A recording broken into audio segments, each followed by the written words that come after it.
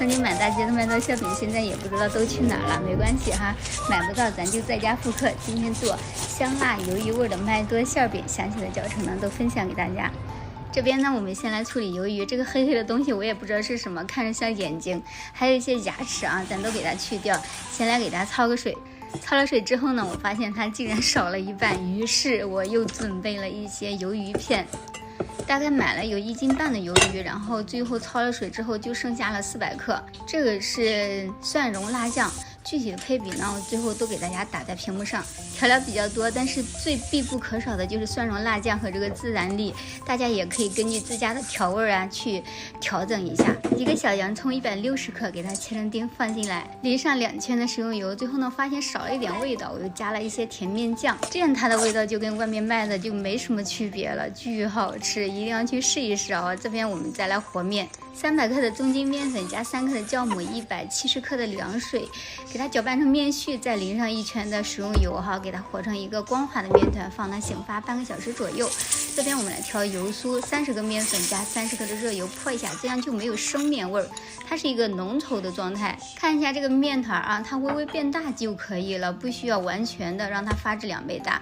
多撒一些乾麵粉，咱給它擀開擀它，擀成一個薄薄的長方形。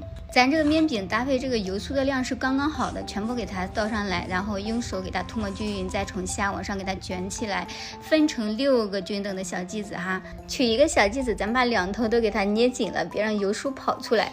再把2邊往中間折，這樣給它調整一下形狀。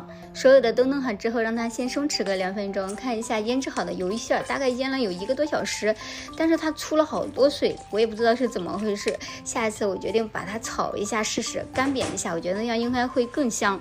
雖然說出了很多水，但是它沒關係哦，不影響味道，還是很好吃的。這個餅的話，咱就給它擀成邊邊薄、中間厚的一個圓餅。接下來的步驟就比較簡單了啊，包魷魚餡兒。就像包包子一樣啊，這樣給它包起來，不露餡即可。封口處一定要給它捏緊了，別讓餡兒跑出來。像這個小揪揪啊，你可以給它揪掉。封口處朝下，稍微給它团一下，整理一下形狀。上面有凹凸不平的，可以用這個擀面杖給它稍微擀一下。這邊用的是菜籽油會比較好看，噴上油，然後再蓋上保鮮膜，讓它2次醒发10到15分鐘。接着再給它送入烤箱，鱿魚的水汽比較大哈，咱就烤箱230度，直接烤了20分鐘，然後中間呢再噴1次油。如果說是別的餡料的話，建議大家再往低調個20度，210度差不多。看一下剛烤好的麥豆馅餅，魷魚馅的香辣魷魚馅的，真的特別好吃，真心的建議你們都去試一試。買不到咱就自己做，你就看咱今天這賣相，它跟外面賣的又有什麼區別呢？而且咱自己做的乾淨又衛生。